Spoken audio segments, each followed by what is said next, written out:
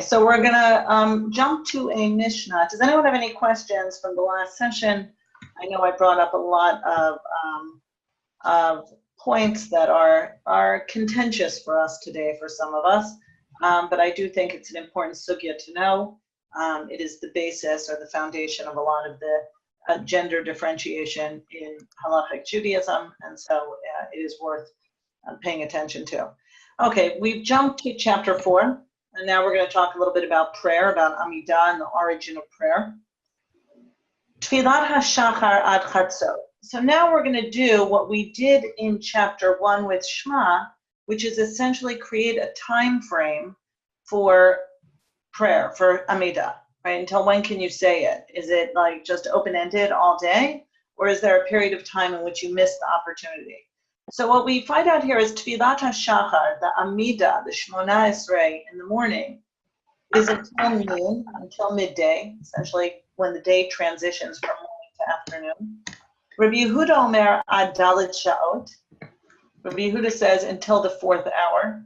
He thinks noon is too far into the morning for it to really be considered morning. And while Shema, we said you had a 3-hour window, right, from dawn 3 hours into the day, he really only wants to give Shemona Esrei 1 more hour and basically looks at late morning as already being a missed opportunity. Sha'ot ad arba sha'ot, tfilat hamincha ad ha'erev. So we find out that mincha, the afternoon prayer, is until the evening, until night, from noon until it gets dark. Rabbi Yehuda Omer ad plag hamincha. So here again, Rabbi Yehuda disagrees, and he says, no, that's too far into the day. What you need to do is go to the midway point between noon and erev, noon and dark. And at that midway point, half the amount of time. So in other words, the midway point, let's say, is 3 hours into the afternoon, right? If we take a perfect day, that's 12 hours. And we say that shacharit is until 6 o'clock, until noon. And then you have another 6 hours until dark. Again, halachic hours are longer or shorter than 60 minutes.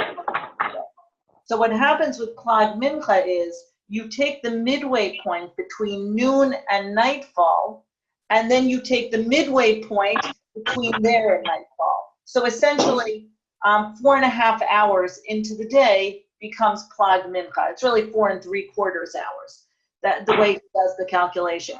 And so 1.25 hours before it gets dark, Rabbi Yehuda says you can't daven Mincha after that point. So we see there's a cautiousness to Rabbi Yehuda and his times. He doesn't really want to push up all the way against the boundary of what is permitted. He basically says, no, you really need to leave yourself a window, meaning there has to be a tighter window. Otherwise, people get lost.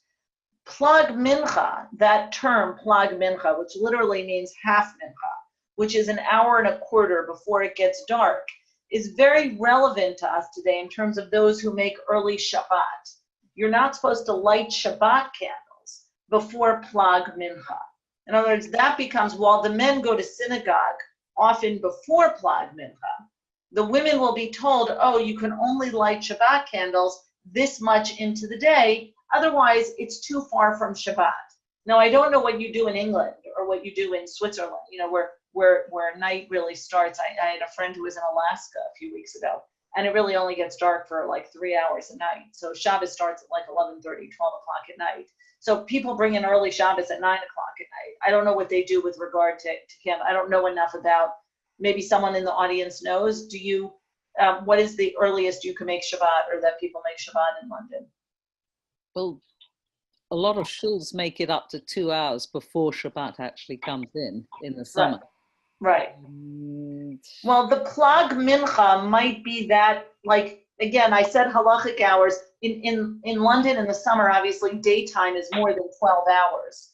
It's probably closer to 16 hours, probably 16 hours. So your hour is going to be divided up to 16. And so it could be 2 hours worse. I don't know. But usually, again, they'll tell the ladies or whoever's lighting candles, don't light candles before Plag Mincha. Anyway, that's really, it's, the earliest you can daven Mariv is often figured from Plag Mincha. it's still used today. That's, I guess, what I wanted to show you. Okay. Tfilat ha'erev ein la keva.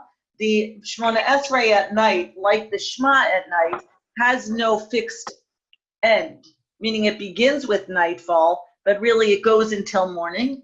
V'sham musafim kol hayom. And musaf can be davened, can be prayed all day. Rabbi Yehuda Omer ad zayin sha'ot, ad sheva sha'ot.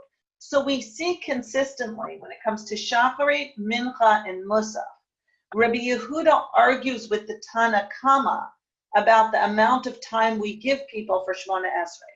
So first of all, I want to point out at this point that Shema has a much tighter time frame, certainly with regard to the morning, than Shemona Esrei does. And even at night, in that first Mishnah we did, Me'ematai Karina Tashma, we saw the approaches ranged from 3 hours into the night to midnight, chatzot at midnight, to dawn. And it's true, dawn is the halacha, but you feel the tension Rabbi Yehuda is expressing here, which is if you give people too much latitude and they're not aware of time. So it's like, yeah, I have all afternoon, I have all night, I have all morning. It's very easy to miss the opportunity. It's too long a framework. Now, what ended up happening once we formalized prayer, it became, there's a prayer book and there's a synagogue and so on and so forth, is people largely pray within the framework of their community. Now, obviously, individuals who live alone do whatever they, and pray on their own, do whatever prayers they do. But we ended up creating a framework with Shema and Shemona Esrei together, right? The whole prayer service becomes linked together. And so we don't separate out Shema and Shemona Esrei. It's one continuous prayer service. And it's very formulaic, and it's in the siddur, and we know how to say it. And we don't usually think, okay, I'll do Shema at 8 o'clock in the morning, and then I'll do Shemona Esrei at 11 o'clock. Like, that's usually not how it works. It could work that way, but by formalizing it, so it's more of a structure and the set liturgy and so on and so forth, some of these issues became less relevant. I will point out, of course, Chabad certainly prays later than everyone else, everything, right? There are communities that push the boundary of what the end of morning and the end of and afternoon look like, and that's legitimate, just like this is legitimate. Okay, any questions? I'm going to move on to the next daf. There's something I want to get to on the next daf. You have it on the English source sheets.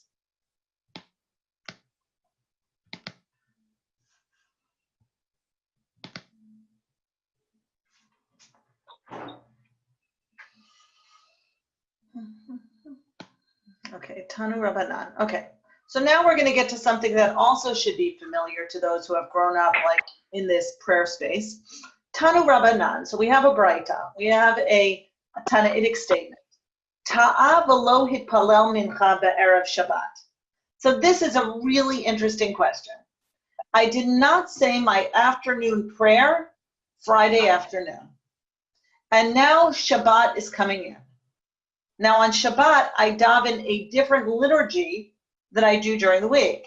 In other words, my Shemona Esrei is not 18 benedictions, and in fact, we say 19. So instead of the 19 blessings that I say in my regular Shemona Esrei 3 times a day, what I end up having here is I have the 3 at the beginning, 3 at the end, and really one continuous prayer, maybe with 2 blessings in the middle. I think it ends up being 8 or 9. Right, blessings. So it's a really fundamentally different prayer. Now here's my problem. I accidentally did not pray my afternoon prayer. Well, during the week, that's not a big deal. What I can do is pray twice at night. I can make it up, a do-over. It's called tashlumin. I can make it up. Not make it up, but make it up. Right? I can do it over. I can do it again. On Shabbos, it's a good question because the prayer that I missed does not look like the prayer that I'm going to end up saying twice. Make sense? People following? Mitpalel b'leil Shabbat shtayim. Well, the law is that he prays twice Friday night. He takes that Friday night prayer and he says it twice. In other words, we're not going to let him off the hook. We're not going to let him repeat a prayer from the daily service because we're in Shabbat. So essentially, he's going to pray the Friday night prayer, the Shmona Esrei of Friday night, 2 times to make up for the missed prayer in the afternoon. Now, this is obviously meant to be, in my opinion, a penalty. No one wants to say Shemona Esrei twice. It's bad enough one time, right? It's not a huge penalty. We're not being whipped and chained and lashed to the wall. But the tediousness of having to repeat a prayer I just said and struggle to find meaning in because it's the 1,000th time I'm saying it, and now I have to say 2 times in succession the same prayer, is not a small deterrent. It's also meant, I would say, it also serves the purpose of alleviating guilt. I forgot to do something. I'm feeling really bad about it.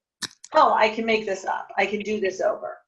Okay, and so I think it fills both spaces. It gives you an immediate opportunity to repent for the missed opportunity. How many of us get to do that when we miss an opportunity?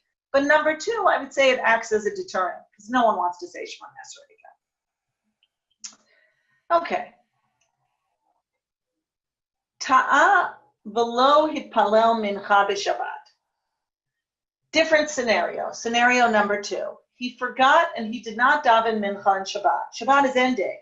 That means his opportunity for the tashlumin is Motzei Shabbat, Saturday night. Again, same problem. I am taking a prayer that's unique to the Shabbat. I've missed that prayer, and now I'm going to make it up after Shabbat, but I'm going to make it up with a different prayer, with the Shmona Esrei of Motzei Shabbat. Now, to make things more complicated, Saturday night and Saturday night only, we add a singular passage of Havdalah into the Shmona Esrei, and that's only Saturday night. So now the Gemara is basically going to ask, as we're going to see, do you do that twice?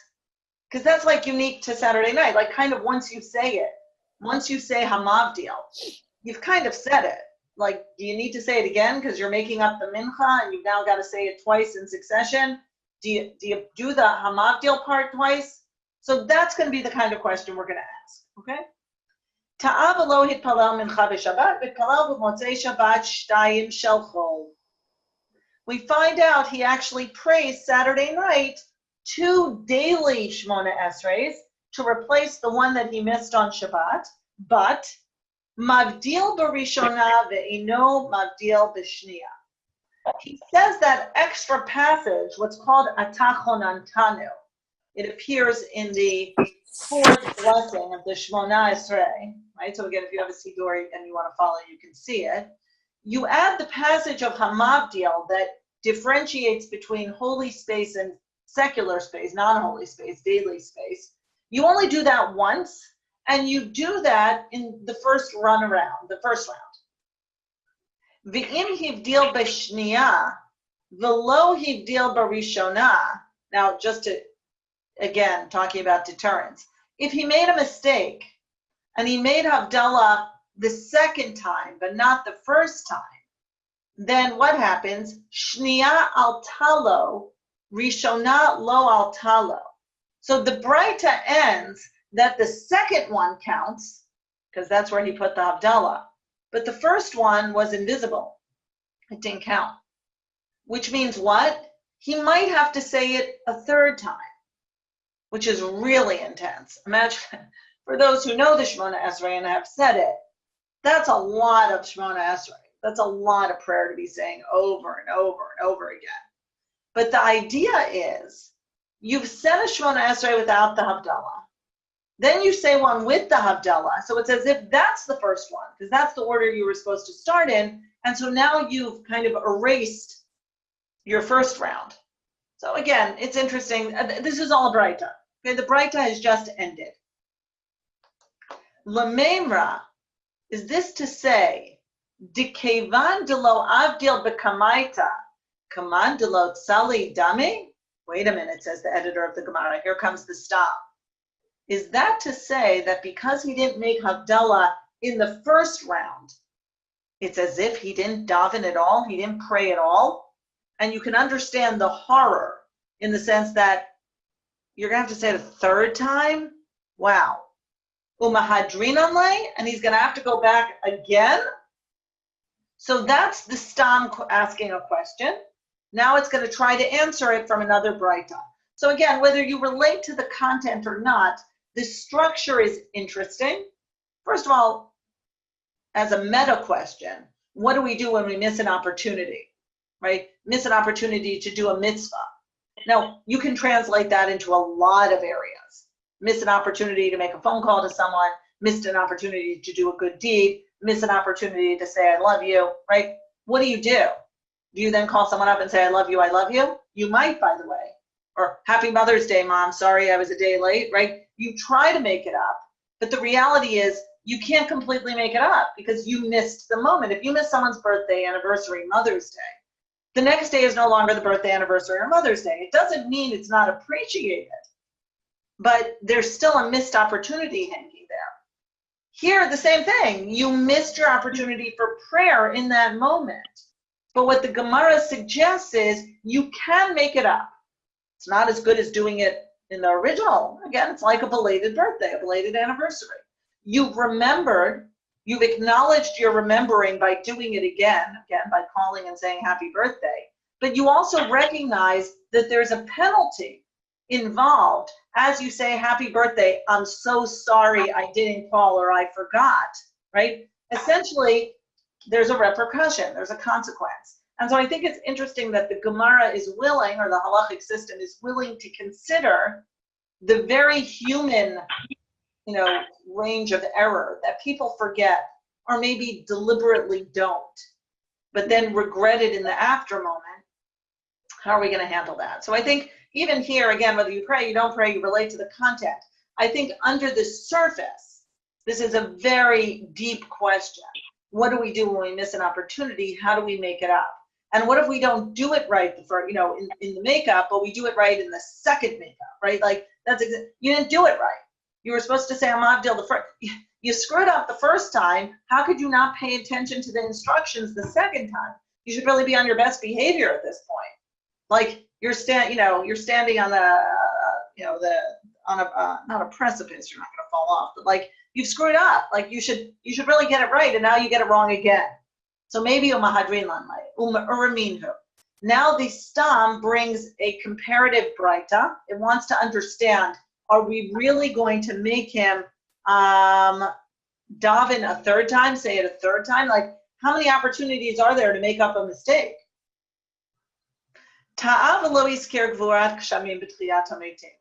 Okay, so here we have a different problem.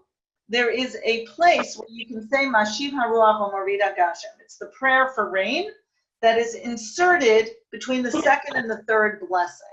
The Magen Avraham, between the first and the second blessing, sorry. Okay, let's say you forgot it. Visha'ala b'birkat hashanim. But you remembered in the passage about, harvest and blessing of harvest and so on, birkat hashanim. Machzirin oto. You go back to the beginning. Meaning you can't just insert it any place you want or where you remember, even if the subject material is comparable. You actually have to go back to the beginning. The Braita continues. Havdalah b'chonein hadat ein machzirin oto mibnei sheyachol la'omra al hakos.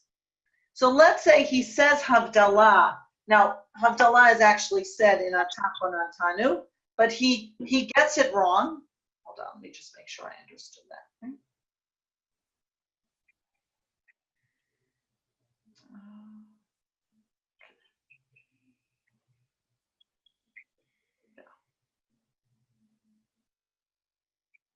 Right, he fails. I'm sorry, it's not that he fails to recite the Havdalah.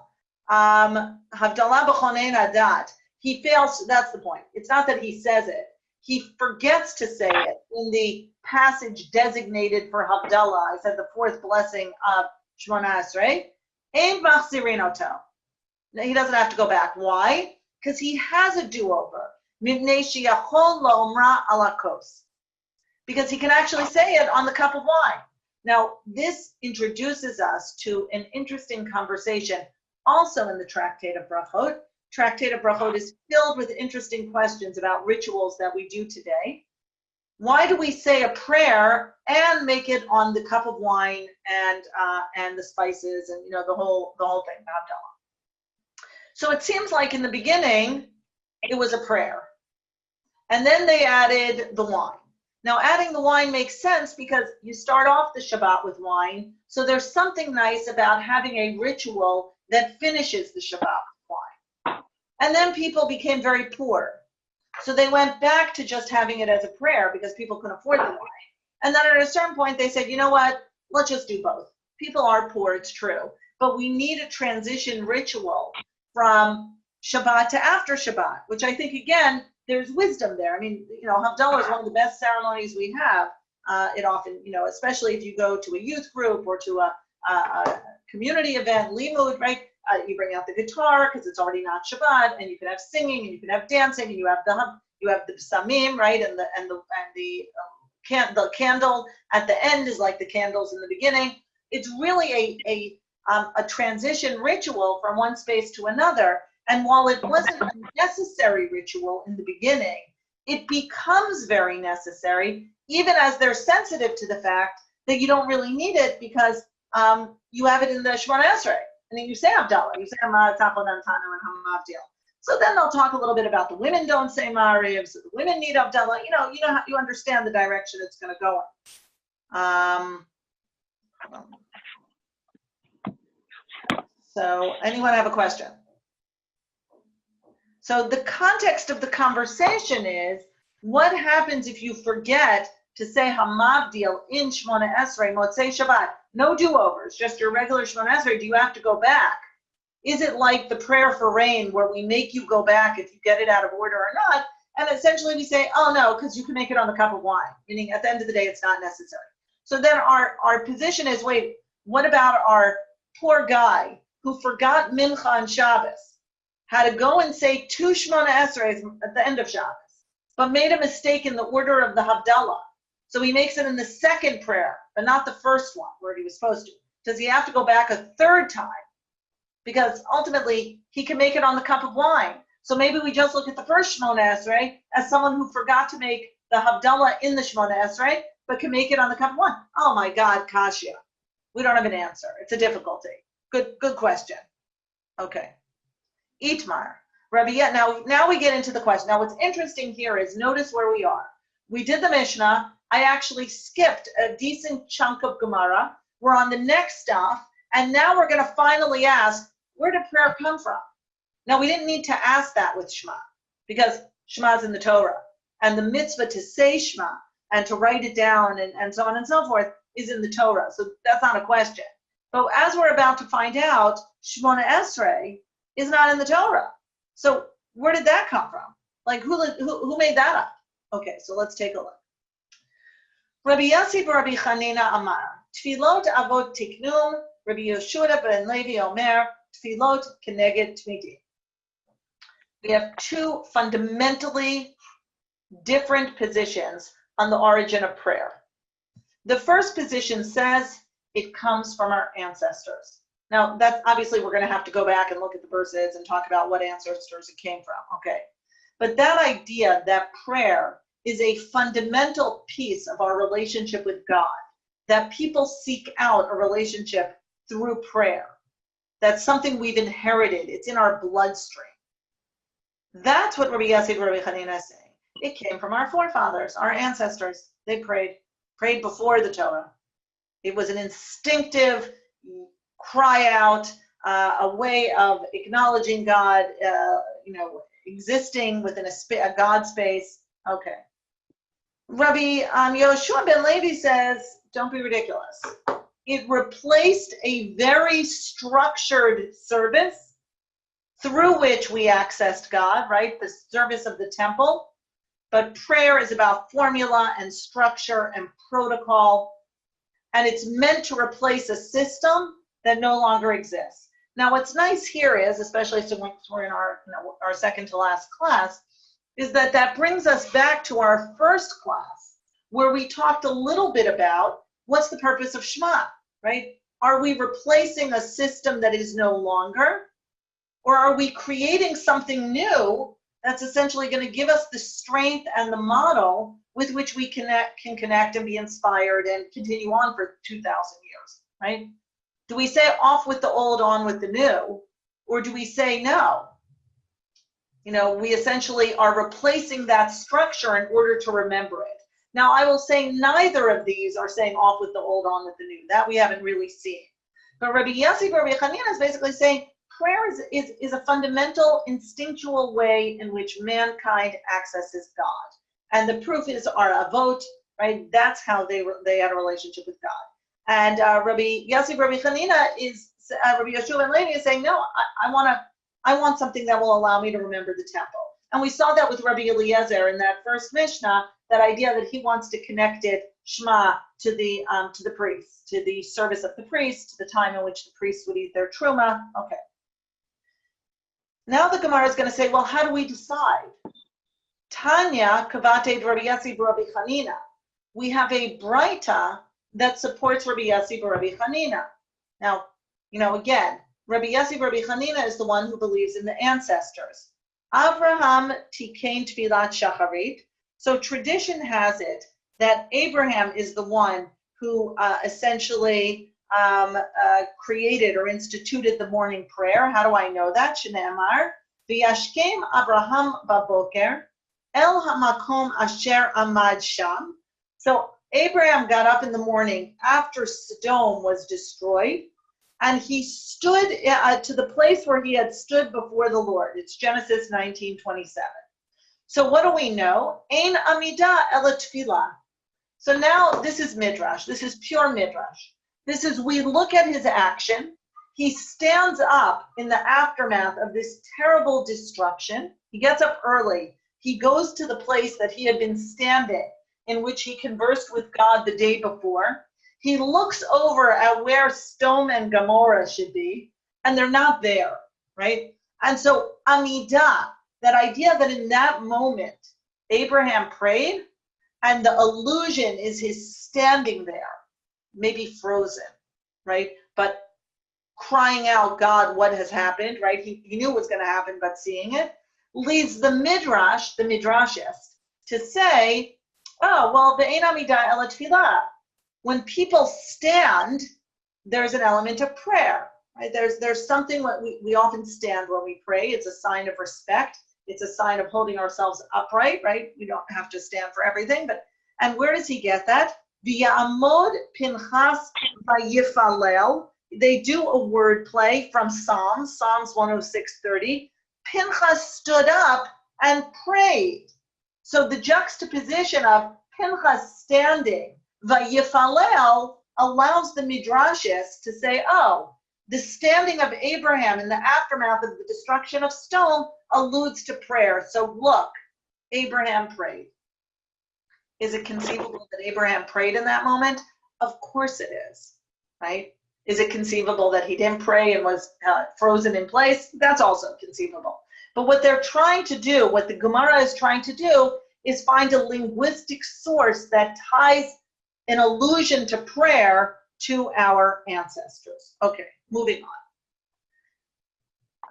The Yitzchak tikein tfilat mincha. Now we have, again, this is probably the most known passage. Yitzchak instituted the prayer of mincha. Shneamar v'yetze Yitzchak lasuach basadeh lifnot arav. That Isaac went out to commune in the field, to have some sort of conversation in the field as nighttime fell. And again, what is the lasuach? Right, lasuach means to converse. Ve'ein sicha ela tefillah. And the idea of conversation, whenever it talks about, basically, again, the midrashist comes in and says, just like Amidah suggests prayer, sicha, conversation in a field where no one else is around, certainly suggests, who's he talking to? It suggests some sort of transcendence, some sort of moment where he is going out to speak in the field. Who can he be speaking to other than God? Shneamar tfilah la'ani ki yatef lifnei Adonai yishpoch sicho. Again, it's also a prayer from Psalms, a prayer of the afflicted when he is faint and pours out his complaint or his heart, his conversation before the Lord. So this idea of siach that appears in Psalms allows the midrashic author to put them together and say, you see, in Psalms, sicho refers to prayer, and here, lasuach v'sadeh must mean Isaac prayed. Is that conceivable? Of course it is. It's actually a very beautiful image that he goes out to the field as night falls, as the sun is setting, and he's conversing with himself, conversing with God. It's a moment of introspection. Okay, now we're up to the last one. Yaakov tikein tfilat arvit. This, I would suggest, is probably the weakest in my mind, but they need to make room for Yaakov. Also, they have 3 prayers, so you got to find the third one. Here it is.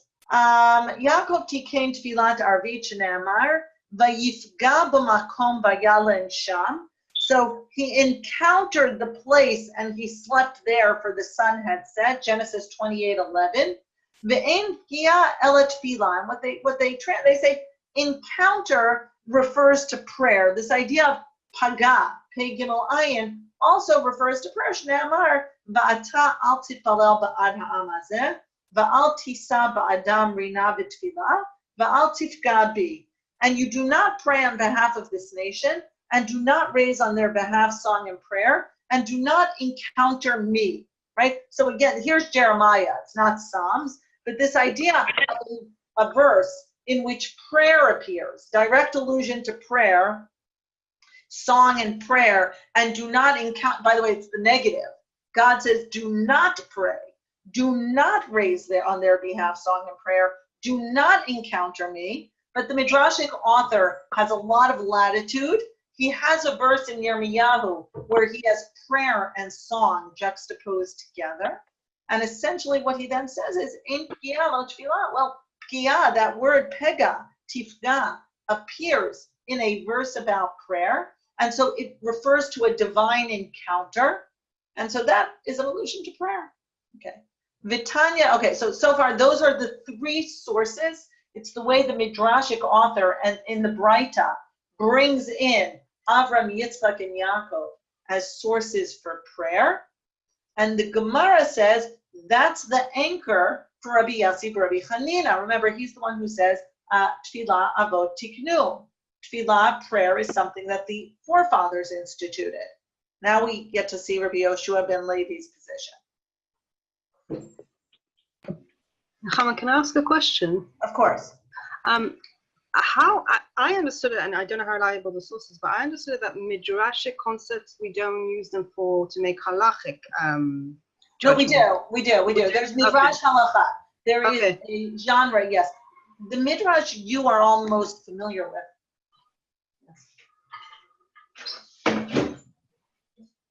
I'll keep it quieter, but okay, I have to talk a little more quietly. Last time there was no one in the room next to me, and I thought these were soundproof.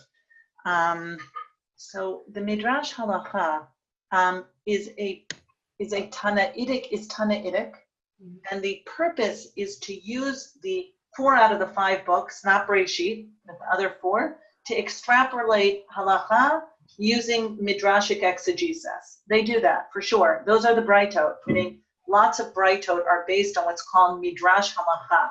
It's a midrashic interpretation for the purpose of extrapolating halacha. Okay? Not Genesis? What? Not Genesis, because this is Genesis doesn't have any halacha. It's storytelling. But these sources are from Genesis about Abraham, Yitzchak, and Yaakov. Yes, but this approach, yes, it is taking, yes, but this approach of using biblical text to extrapolate halacha is common in midrashic halacha. This probably appears, I don't have a Steinsaltz on me, so I can't see the cross references, but this probably appears in one of the other 4 books, maybe around Pinchas, right? Pinchas is quoted here. But this approach is not uncommon in Tanaitic literature and is legitimate. Now, I will say this is not really a halachic source, meaning this really is, Anshe Knesset HaGadola, the men of the Great Assembly, essentially instituted prayer. That's what they did. The structure and the formula came from the men of the Great Assembly in the Second Temple period. But this is more of a a meta question, a meta religious question. Where do our prayers come from, and who do we know who prayed?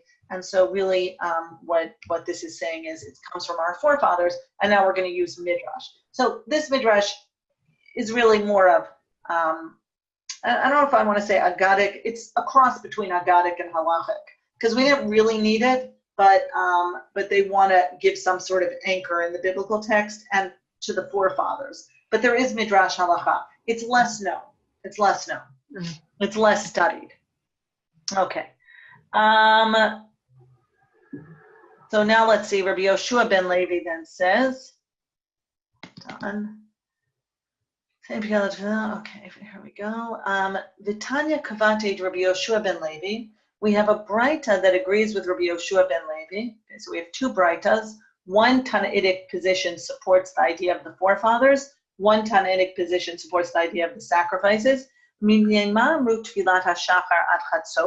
Why does the Mishnah say you can pray the morning prayer until noon? Shaharei tamid shal shachar karev v'holech ad chatzot. Because the morning sacrifice was essentially offered up until noon. Okay, so again, very easy parallel. Rabbi Yehuda Omer ad arba sha'ot. So now we find out something very interesting. Rabbi Yehuda's approach is based on his approach around sacrifices. Ultimately, that's what he thinks also with regard to sacrifices, that the morning sacrifice should only be until 4 hours into the day. Okay. Why do they say the afternoon prayer until nightfall?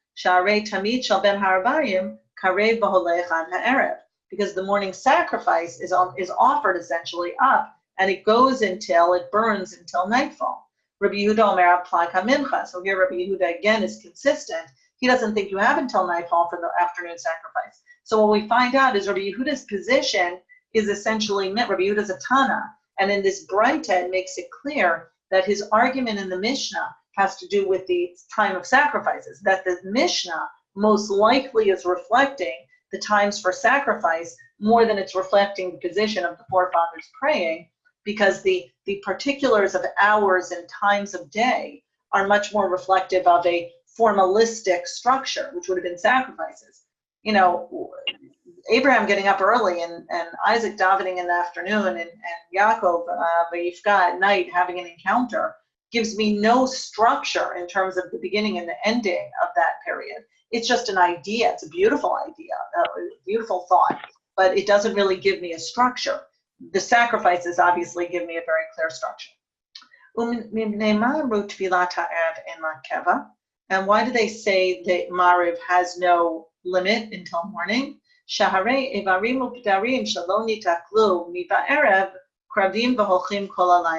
We talked about this way back in the beginning, the fats and the intestines, the innards, that are not put on the altar during the day, because there you're burning the hunks of meat, but not the innards and intestines. Those only go on the altar at night, and they burn all night. Why do they say the Musaf prayer is a day you have from essentially morning until evening? It has neither the restrictions of Shacharit or of Mincha, but essentially you can say it throughout the day. Shaharei korban shel musafin karev kol hayom, because the Musaf sacrifice could be given all day. Rabbi Yehuda Omer ad sheva sha'ot, and here we find out again, Rabbi Yehuda disagrees here as well. Shaharei korban musaf karev olech ad sheva sha'ot. And basically he says, that's it, 7 hours, right, until the 7th hour. He disagrees. Again, he consistently disagrees about Shacharit, about Mincha, about Musaf. He doesn't disagree about Mariv, about nighttime, because that really is an entire period from dusk until dawn, from night until morning. But he disagrees about everything else, and he disagrees on the sacrifice level as well as on the prayer level. Okay. Here it asks, we're going to skip this. Hold on, let me just see what I wanted to do next. I know I skipped.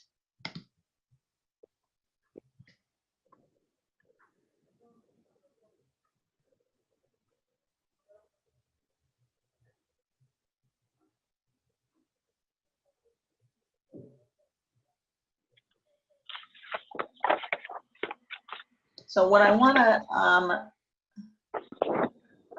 the Gemara is now going to get into here. I'm going to look at it here on the sheet because it's easier than going back. Okay. The Gemara now asks, Ve'izo hi mincha gedola. Wait a minute. If you tell me there's something called half mincha, those who are a little mathematical might enjoy this. If you tell me there's something called half mincha, you essentially have two minchas, right? You have what's called mincha gedola. Mincha gedola, the great mincha, right? Which is, again, an interesting term. But the great mincha, when is that? Sheish sha'ot v'mechtzal v'mala. You actually can't start davening the afternoon prayer at noon. This suddenly is new information, okay? After reading the Mishnah, I thought you can daven shacharit from dawn until chatzot. You can daven mincha from chatzot until erev, from noon until evening. It turns out you can't immediately segue from the morning prayer to the afternoon prayer because noon is neither morning nor afternoon. It's smack in the middle of the day, and you have to wait until it's clearly afternoon, which the argument goes it's a half an hour into the day. By the way, in the summer, this becomes very important. Like I know at Pardes, before I left, mincha couldn't be davened before 1:15. And when I got to Drisha, it couldn't be davened before 2:15, right? I would imagine in London also. Mincha cannot take place before a certain amount of time into the day, 6.5 hours into the day. Well, again, okay. So that's mincha. So that's mincha gedola. Ve'ezo hi mincha ketana. So if we want to divide the minchas, that there are 2 points in the day. There's the beginning point, and then we'll get to plag mincha in a minute. They say mincha ketana is 9.5 hours into the day, which means I have an hour and a half left from mincha ketana till the end of the day. Plag mincha is an hour and a half before that. Mincha ketana, again, your synagogues may announce mincha gedola, mincha ketana. Again, those who go to Orthodox synagogues, especially on Shabbat, they'll say the early mincha and the late mincha. They may not use, in Israel, they'll use mincha gedola, mincha ketana, right? But early mincha, late mincha, the early mincha is based on the idea of praying 6.5 hours into the day, right? So again, people will either go to lunch a little late or leave lunch a little early to do their early mincha, and then they get a longer nap. The later mincha is often the half distance between plag mincha and nightfall, right? So as I said, it's 1.5 hours from the end of the day, because 3 hours before the end of the day is what Rabbi Yehuda calls plag mincha. Ibaya lahu, Rabbi Yehuda plag mincha kama ka'amar, plag mincha achrona ka'amar. So then they ask a question. When Rabbi Yehuda talks about the midway point, is he talking about midway between mincha gedola and mincha ketana, or between mincha gedola and the end of the day? Again, if you're following this, fine. If you're not, we're moving on in a minute. Tashma detanya Rabbi Yehuda Omer plag mincha achrona amru v'hi 11 sha'ot chaser revia. So basically, Rabbi Yehuda says that he counts plag mincha from the 9.5 hour point, which gives me 2.5 hours, 9, 10, 11 and a half, right? 2.5 hours to the end of the day. And so plag mincha starts there, and then the halfway point is an hour and a quarter before the end of the day. That ends up being the plag. Anyway, forget that. What's important for us is, this is a refutation of Rabbi Yassi Rabbi Chanina, who insisted that the forefathers instituted prayer, but the forefathers knew nothing about plag mincha. Plag mincha is wholly an innovation of the sacrifice structure. Amar lach Rabbi Yassi Rabbi Chanina, don't be silly, says Rabbi Yassi Rabbi Chanina. I love the resolution. This is what he would say to you, because of course he's long dead. La'olam imalach tefilot avot tiknum. I will stand consistent. Always say that our forefathers instituted prayer. Va'asmachinun rabbanan are karbanot.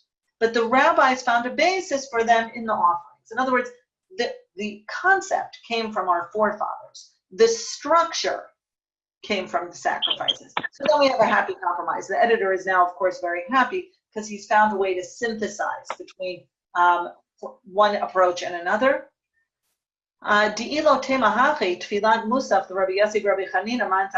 if you don't say that Rabbi Yassi himself agrees that the sacrifices influence the structure of prayer, what is he going to do with Musaf? He doesn't have a fourth forefather. So this is the statement I find. Again, it's a lovely resolution, right? That prayer was influenced, inspired by our forefathers, but the rabbis then structured it around the structure of sacrifices, which had a clearly defined time-based structure. Okay? Question. Anyone have a question? Okay, so we're going to move on. There's some things here I want to, this brings me into the question about, this is a good second. What do we take more seriously? When we have rabbinic law versus biblical law, which do we take more seriously? So this Mishnah we saw it at the beginning of chapter 2. It had to do with Shema, and I'm going to read through it very quickly. Haya kore b'Torah v'higia zman ha'mikra im kiven libo yatsa v'im lo lo yatsa. So this idea, he's reading the Torah, he's even proofreading the Torah. The time comes to recite Shema. He gets up to that passage. If he has intent, he fulfills his mitzvah. If he doesn't fulfill his mitzvah. And then the part that's interesting for us, Rabbi Meir says, between paragraphs of Shema, you're allowed to address someone out of respect, and you're allowed to answer even in the middle of a passage out of fear. We saw this. Rabbi Yehuda says, no, in the middle you can actually initiate out of fear, and you can answer even in the middle out of respect. Between paragraphs, you're actually allowed to answer, not just initiate, you're allowed to initiate, out of respect, and you then answer the greeting of anyone who says hello to you. And that is the halacha. Liz had asked me to look that up at some point. I don't know if I ever answered her. That is the halacha. We paskin like Rabbi Yehuda here. It's just that people don't know that, and then there's a lot of no, I'm davening, I can't. But you are allowed to treat people with a certain amount of respect and dignity, even when you're in the middle of prayer, a Shema. And largely that's because Chazal understood the mind frame of people taking Shema seriously, because it's in the Torah. Because Shema Yisrael Hashem Elokeinu Hashem Echad is a really serious passage. It's one, it's like really declaring a principle of faith, essentially. And we know people are going to take that seriously. Okay. Now let's take a look to compare what you're supposed to do when you say Shemona Esrei. Okay. Mina hani eino din lehitpalel ela mitoch koved rosh.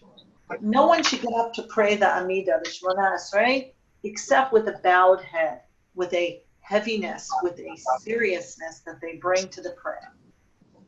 Chasidim harishonim hayu shohim sha'a achat.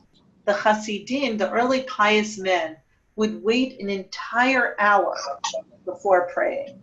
U'mitpalalim kadei sheyachonu et livam l'makom. Now we call this mindfulness meditation. Today people do this. I don't know if they spend a whole hour. They certainly prepare. They try to prepare for prayer, and so they prepare for an hour so that they have the proper focus. L'makom, towards God, towards the place. Afilu hamelach, now this is interesting. Afilu hamelach shoel bishlomo, if a king asks after your well-being. Now the king is an excellent example how in Shema, I can stop in the middle of Shema Yisrael, meaning Shema Yisrael Hashem, and the king walks in, I stop what I'm doing and I acknowledge him, I greet him out of fear, out of respect, take your choice.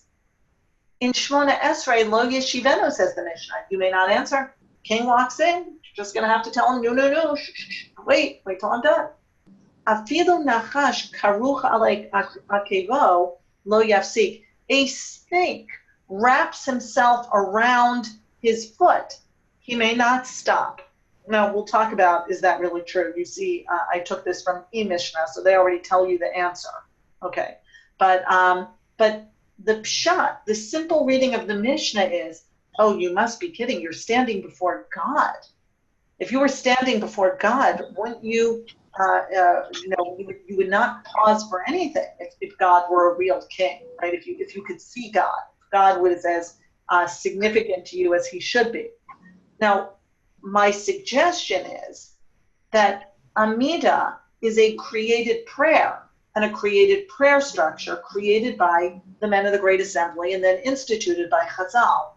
Rabbinic law is always going to be a harder sell because the response to rabbinic law is, who died and left you in charge? Where are you getting this from? Who gave you this authority?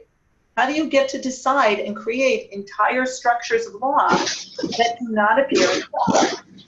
It's a really good question. I mean, I'm not going to answer it in this one class, but I would suggest that the comparison between a Mishnah in chapter 2 on when you can stop in the middle of a passage that declares your faith in God, you're accepting the yoke of heaven, you're accepting the structure of reward and punishment, etc., etc.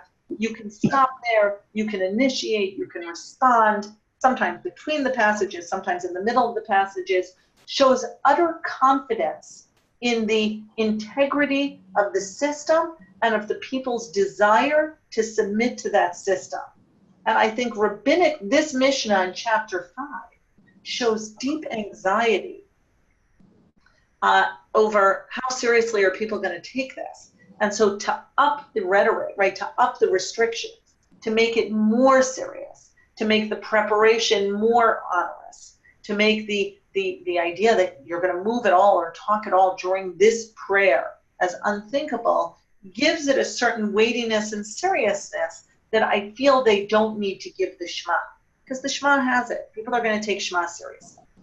Okay. Hold on. Okay. Mina Hanimili. So now the Gemara asks, and it's an inimitable way, where's this coming from? This idea that you have to have Koved Rosh, that you have to have like a bowed head, you have to have a heavy frame of mind. Where's this coming from? Like, I need some sources here, right? We're not the only ones who say, show me the source. Amar Rabbi Elazar, da Amar Kra. Rabbi Elazar said that it says in the Pasuk, Vihi Marat Nafesh, and she was in bitterness of soul. Now, this is a source from Samuel 1 that is talking about Hannah. When Hannah prayed, he was in bitterness of soul. So the Gemara is immediately going to say, Mimai, from there, Dilma Chana Shani. You're going to learn from Hannah that all of us have to show up for prayer with a bowed head. Maybe Hannah's unique. Dahave Marira Liba Tuba, because she was terribly bitter of soul. She was infertile. God hadn't granted her a child. You can't compare your average person to a person who's in tremendous pain over a loss or a tragedy or something. That's why she showed up with Marat Nafesh, right? With kind of this bitterness, with this somberness. So that's not a good example. Amar Rabbi Yasi Rabbi Chanina Mehacha. Here's our friend Rabbi Yasi Rabbi Chanina, and he says, learn it from here. Va'ani barov chastecha avo beitecha eshtachave el hechal kachecha b'yiratecha. Learn it from Psalms, where David says to God, that as for me, in the abundance of your loving kindness, will I come into your house. I will bow down to your holy temple in the fear of you. David talks about b'yiratecha, I will fear you. So maybe that's our source for coming b'koved rosh. Again, just to point out the structure, the Mishnah makes an astonishing assumption that we have to, ein omdim lehitpalel ela mitov koved rosh. You don't show up to pray unless you're serious, right? You have somberness and heavy head. The Gemara says, where are you getting that from? Well, first let's try Hannah. Well, that didn't really work. Now let's try David in Psalms, who talks about approaching God b'yiratecha, with fear, right? Okay. Mimai, well, Dilma David Shani, really from there? Maybe David is different. Dahave mitzaer nafshe barachme tuva. Well, David is a little different also, because he was self-tormenting in prayer, and what the Gemara doesn't say is that, but it implies, is that he's a sinner, right? He sinned with Bathsheba. That's a pretty big deal. And so, hold on, my husband keeps texting. He keeps calling me. I just want to remind him to teach it.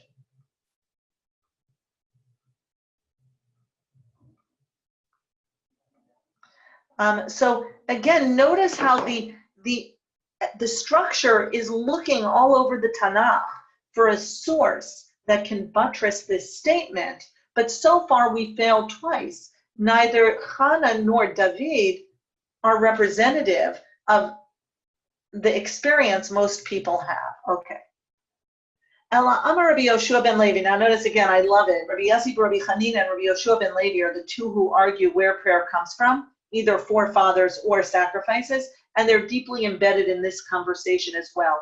Obviously, topically, there are sages who are more prominent in specific conversations, and I would suggest Rabbi Yossi, Rabbi Chanina, and Rabbi Yoshua ben Levi, brachot is their natural milieu, meaning these are topics that very much interest them. They obviously left behind material. So he says, Mehacha hishtachavu laHashem bahadrat kodesh, al tikre bahadrat ela b'chardat. Okay, he does a wordplay. It says, worship the Lord in the beauty of holiness. Don't read beauty, but trembling. So this idea, he does a wordplay to try to find somewhere in Psalms that reinforces the idea of bringing fear, somberness to our prayer, and as a result, he goes to a wordplay, which is not the pshat. Instead of hadrat, cherdat. Mimai, don't be ridiculous. From there, says the Gemara, that's not a good proof. Dilma lo'olam emalach hadrat mamash. Well, maybe you're really supposed to say hadrat, the beauty, and this is a beautiful idea. I love the reading here. Worship the Lord in the beauty of holiness. Maybe it really is about beauty. Ki hadar Rav Yehuda, here's our friend Rav Yehuda, have a mitzayin navshe v'hadar matzlai. Rav Yehuda would literally dress himself up. He would put on attractive clothing before he prayed. He took the idea of hadar. Now from this comes the idea, there are men who put on hats and jackets, right? This idea of bringing a formality to prayer. The Gemara is actually talking about beauty. So it sounds like Rav Yehuda would actually ornament himself. Okay, I don't know what he would put on, but maybe a nicer robe, maybe some sort of jewelry that men wore. Ela Amar Rav Nachman bar Yitzchak Mehacha. Okay. We have failed 3 times. So first of all, I love the structure in the sense that the attempts, listening to the voices, let's try to answer it from here, let's try to answer it from here, let's try to answer it from here. No, those are not really good, meaning those are interesting. They bring up different possibilities. Now we can think about Hannah praying in pain and David praying in remorse, right? Those are different reasons people pray. And then we bring in cherda, which is fear of God. That's a different reason, people being afraid of God or having fear of God.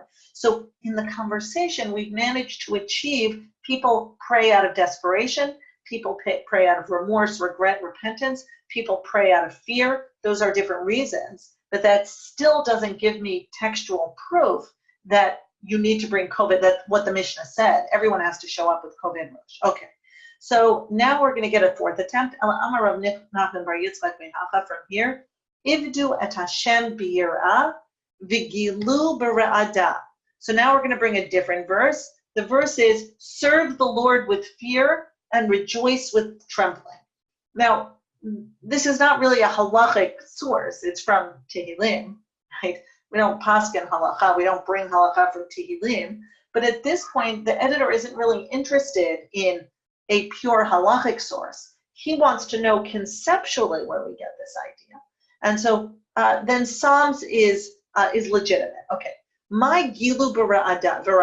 What does that mean? The gilu bara'ada, rejoice with trembling. How do you rejoice in trembling? Trembling suggests fear. Gila or gilu is happiness. How do happiness and trembling go together? Amarav Ada Barmatna Amarava Bimkom Gila Sham Tehe Ra'ada. So by the way, this passage we're going to do, and this is where we'll end, is very appropriate as we approach Tisha B'Av, because we're going to see the destruction of the temple is manifest in this section. Where there is rejoicing, there should also be trembling. Okay, what we're going to see in the aftermath of the destruction of the temple, and this is already, Rav Ada bar Ahava is an early Amora.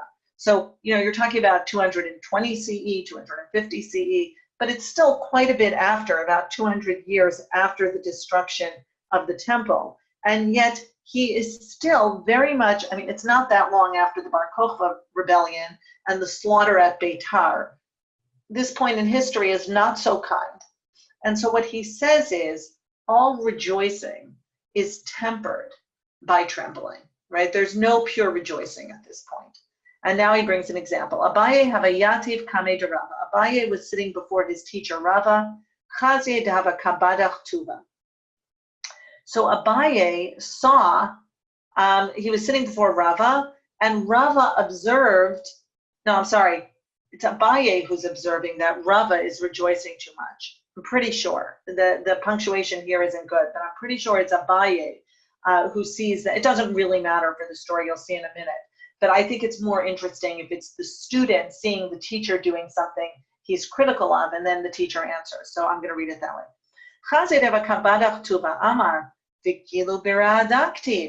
He says to him, you're supposed to rejoice in trembling. Why are you so happy?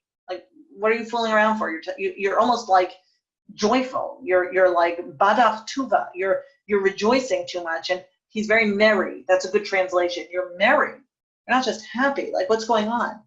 And Rava turns to him and says, Amar le, ana tefillin minachna. But I'm wearing my tefillin. I'm putting on my tefillin. And so we suddenly, this whole story just opened up something very interesting, which Rava says to Abaye, I can be truly happy. I can even be merry because I put on tefillin. I do mitzvot. Those cause me to rejoice, truly rejoice, true happiness. I'm putting on my tefillin, Abaye. And in that moment, I am merry. You may interpret it as badach tuva, you're laughing, you're who knows what. I'm not sure exactly what Abaye is seeing, but he thinks it's unseemly. Gilu barada, you're supposed to rejoice in trembling. And he sees instead, he learns instead, that there are moments where merriment and joyfulness are appropriate. And for Rava, it's because he feels God's presence. He feels protected by God. Rabbi Yirmiyah had a yativ kame to Rabbi Zera. Another story, Rabbi Yirmiyah sat before Rabbi Zera. Rabbi Yirmiyah is the student, Rabbi Zera is the Rebbe. Chazia to have a kabadach tuva. Here too, he says, Rabbi Zera is rejoicing. Amar le b'chol etzev yiyamotz ktiv. He brings a different voice, and he says to him, in all sadness, there is there's no such thing as too much. There's profit. In other words, like, you should be sad. In sadness, there is profit. That's where you're going to get reward. Amar le, ana tefillin manachna. I'm wearing my tefillin. I'm truly happy. I can't be sad when I'm wearing my tefillin. Mar bari. Okay, so that's the end of those two stories. But I think they're very interesting stories. How seriously do we take this? And I would say, different points in life. Is it appropriate that I'm happy in the aftermath of a sad event, that I'm laughing, that I'm joking? Is it okay to feel this way? And their answers are yes, because I still have my tefillin. You're right. We've suffered a lot, but if I can still put on tefillin, there's still room for happiness. So again, very interesting tension there. Mar Barei de Ravina avad hilula lebrei. So Mar, the son of Ravina, made a marriage feast for his son. Chazinu the Rabbanan dehavu kabediche tuva. He saw the rabbis were growing very merry, and that takes me back to the story with Rabban Gamliel and his sons, right? We said they came in from a Beit Mishtah, and in the middle of the night, and they don't know if they can still daven Mariv. I think this is the example of a Beit Mishtah. There's a lot of drinking. I think they're merry because they're merry, because there's drinking, and there's dancing, and there's song, and there's happiness, and it's a wedding. And what does he do? It's too much. Here we have, he's the father of the groom. And what does he do? I take kasa de mukra. He takes a very expensive cup, but arba mea zuzeh. This is how I know the story is grossly exaggerating.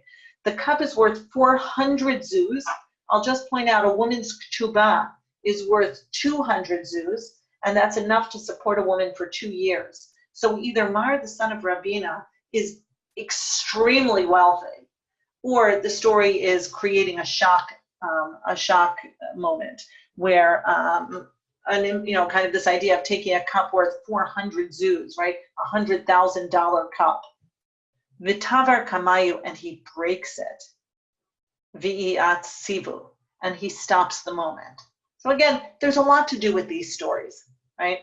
The idea of, when you do feel things are getting out of control, how do you stop it? Do you try gently? Do you shut the lights? Do you take away the alcohol? Like, this is a story beyond this story, right? What he does is really shocking, and it breaks the moment. And it's a good question. Was he right? I'm not defending him.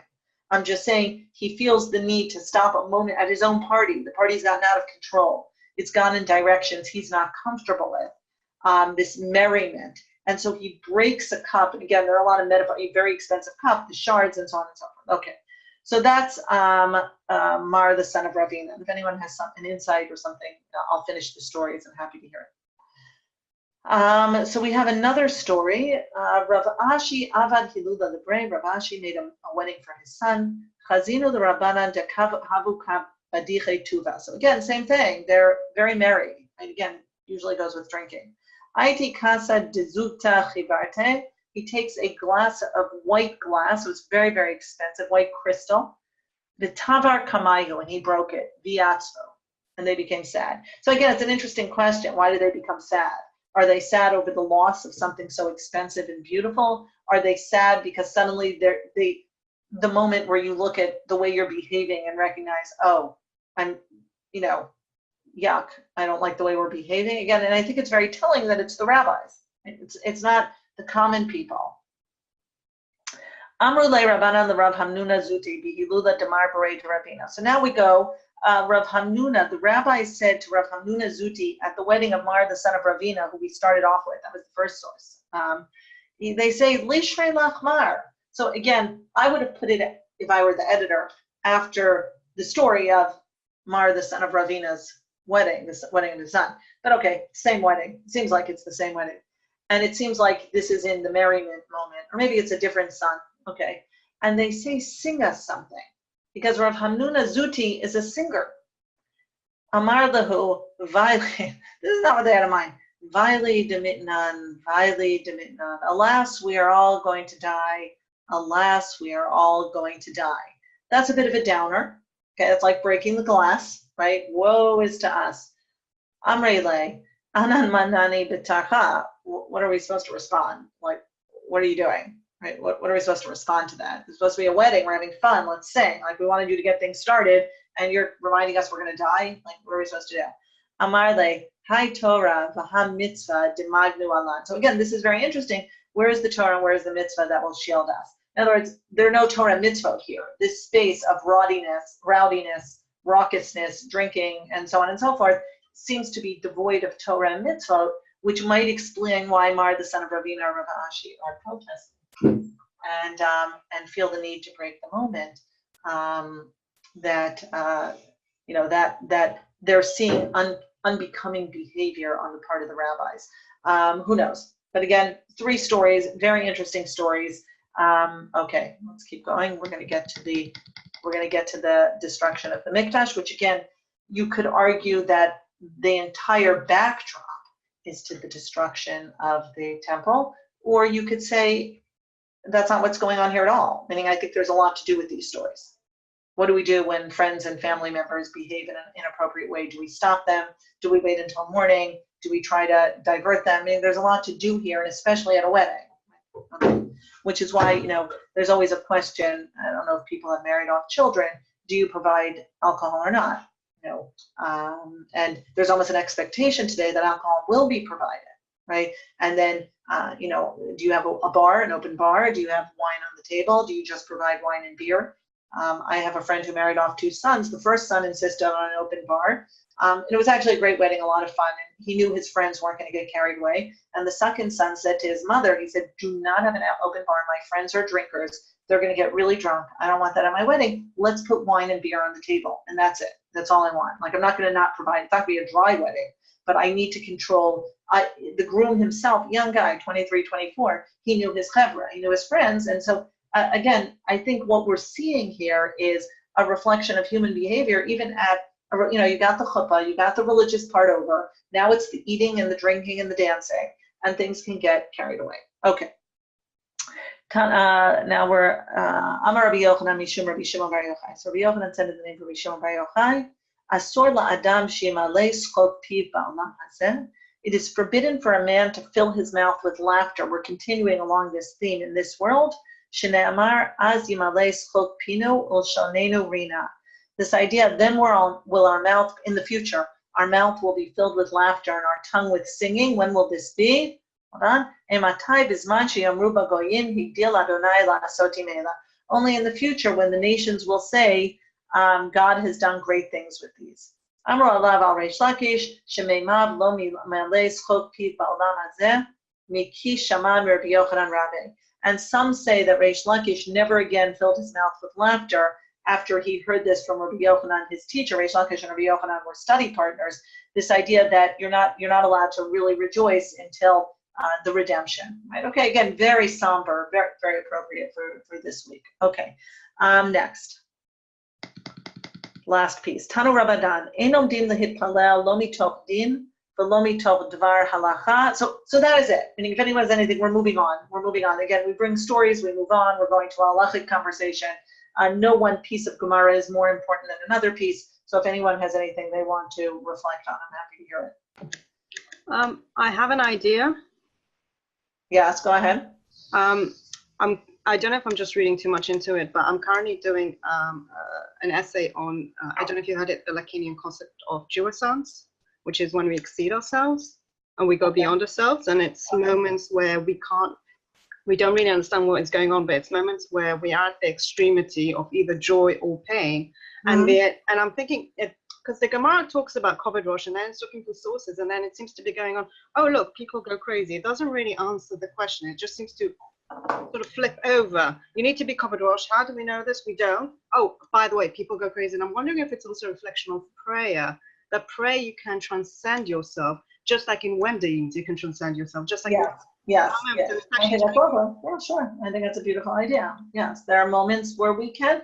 I think even the earlier stories where Rava and Rabbi Zera are merry because they're putting on their tefillin, and the students are like, "What are you doing? Like, that's unseemly." And they say, "No, it's okay. We're wearing our tefillin. Like, the tefillin is protecting it from going into really unseemly places, and this is a place where we can rejoice. We're alive. We're doing mitzvot. So I think the whole structure here is going back and forth between how happy are we allowed to be, and what allows happiness, and where there are places where we have to take a good hard look at what's really going on, and so on. And I think we're actually going to stop here because the next sugya I don't want to get into it. I think I'm just going to skip. It's not that important. So it talks about the fact that a person, what does that mean? A kind of koved rosh. You should really be thinking. How do you think of what's called halacha psuka? You try to think of a halachic decision that has no discussion around it, right? That is unanimous. And then they try to find one. They're like, well, do we have one of those? And then they come up with one. It has to do with the daughters of Israel and Nida. So I don't really want to go into that because that's complicated. I'm certainly happy to answer a question about it next week, but I think I'm not going to go into it. Anyone else have anything they want to ask or talk about? And this next piece, which is great, maybe we'll just do it since we're already on stories. Let's continue with the stories. Let's finish. I don't want to come back to this next week. I want to do something new. So we talked about afilu nachash karuch ala kevo lo yafsi. Even if a snake is wound round his foot, he should not break off. Amar Rav Sheshet lo shanu ela nachash. Oh, they're only talking about a snake. Aval akrav posek. But if it's a scorpion, he can break off, right? Obviously, if it's life-threatening, that's the difference. The snake seems to be a harmless snake, but an akrav is always dangerous. Hold on, I have to answer Anita question. I'm going to pause. Wait, how do I mute my microphone? Sorry, this is in Israel, so it's late.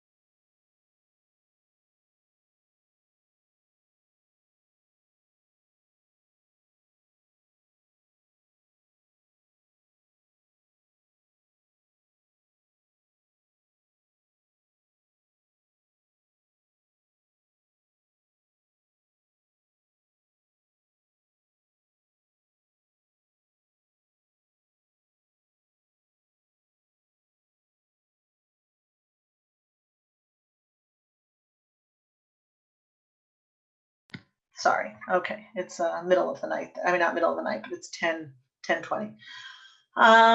Okay, so they then talk about the fact, Meitvei. Nafal legova arayot en me'edin alav shemet. Nafal lechapira melaya nachashim ve'akrovim me'edim alav shemet. Well, we have a story, an objection. If a man fell into a den of lions and was not seen again, one cannot testify that he is dead because he might have escaped through the back of the cave and the lions might not have been hungry. But if you fall into a trench of serpents or scorpions, you're absolutely assumed to be dead, even if the body isn't found. So how can we say that a snake or a serpent, a nachash, isn't dangerous? Only a scorpion is. We say serpents or scorpions. So then they say, again, I love when the Gemara does this. No, that's not a good example. Shani hatam da'agav itzitzam mazke. He fell on them. Because he fell on them, it annoys them and angers them, and then even a snake that could, potentially ignore you is going to attack you. So, okay, fine. What I want to look at is really the last story. That's what I want to leave you with. Tanu Rabbanan. Ma'aseh b'makom achad shahaya arvad v'haya mazik et habriot. So apparently there was once a lizard in a certain place that would harm people in the area. Ba'u v'hodiu lo Rabbi Chanina ben Dosa. They came and related this to Rabbi Chanina ben Dosa. Amar lahem, haru li et choro, show me his lair. Haru et choro, natan akevo al pi hachor. They showed him the hole of the lizard. He put his heel, remember we had the heel in the Mishnah with the snake wrapping around it, and you're not supposed to move. So he puts his heel, which reminds me certainly of the Achilles heel, right? His heel goes into the hole. But here what happens is the lizard comes out and bites Rabbi Chanina, and the lizard dies. Not lo al ktefo, he slung it over his shoulder, so it's a rather large lizard. Ve'viu lebeit midrash, he brought it to the Beit Midrash. Amar lahem ra'u banai, ein arvan memit ela hachet memit. He says, look, I want to teach you something. It's not the lizard that kills, it's sin. Meaning, that's the reality. Ba'ota sha'a amru, oy lo la'adam shepaga bo arvad, bo'oy lo la'arvad shepaga bo Rabbi Chanina ben Dosa. So in the Beit Midrash, they say, woe to the man who encounters a lizard, woe to the lizard that encounters Rabbi Chanina ben Dosa. They say to him, look, that's a nice idea and that might work for you, but the reality is that doesn't work. To go to sin isn't helpful. I mean, most people, if they see a lizard, are going to die. You happen to be unique. And there's a parallel story that here, with Rabbi Chanina, it's a little different. I want the next one. It's talking about, actually, I don't know what story that is. I want Amru al Rabbi Chanina ben Dosa, Shahaya mitpalel v'nashcho arvad. He was standing in prayer. This is a little different. In the Bavli, he actively seeks out the hole of the lizard in order, it sounds like he wants to fix a situation, right? People are being injured and it suggests even killed by the lizard, and he's going to hunt down the lizard, and he puts his heel on the hole. He literally seals the hole, and when the lizard bites him, the lizard dies. Here it's a little less extreme. He's davening. He doesn't move, right? The lizard comes v'nashcho arvad v'lo hifsik. He models for us what the Mishnah is talking about, right? And essentially what ends up happening is the lizard died back in his hole, right? He was poisoned by Rabbi Chanina ben Dosa. Al pi choro, he's at the mouth of his hole. Amru elav la'adam shenashchu arvad, ilu la'arvad shenashchu ben Dosa. So again, he says the same thing. Woe to the lizard that bites ben Dosa. And the Yerushalmi asks, Rebbe, were you not afraid? And he answers, he to whom I direct my heart in prayer will attest whether I was afraid. He says, look, I'm not going to answer you. I was in the middle of a conversation with God. Only God knows. He might not even know, by the way, right? It's like only God knows. I'm not even sure I know. Right? I was so immersed in my prayer. So again, the stories, you could compare the different versions, how the Bavli makes it even more exciting and more dramatic. Like he goes and hunts down the lizard and he kills the lizard and then he slings it over his shoulder and throws it onto the floor of the Beit Midrash and he says, gentlemen, it's not the arvad that kills, it's sin that kills. And then they're like, yeah, no, woe to the man who encounters a lizard and woe to the lizard that encounters Rabbi Chanina ben Dosa. That's not our final word. They don't give him the final word in the story.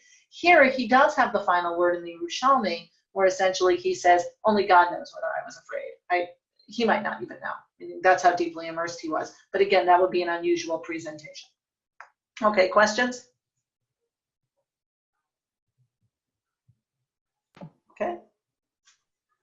So then I will stop sharing. Hold on, come out and say goodbye. Have a good week. For those who are fasting on Sunday, have an easy fast and a meaningful Tisha B'Av. And we will meet up next week for one last class. Thank you, Nechama. Sure, bye. Bye.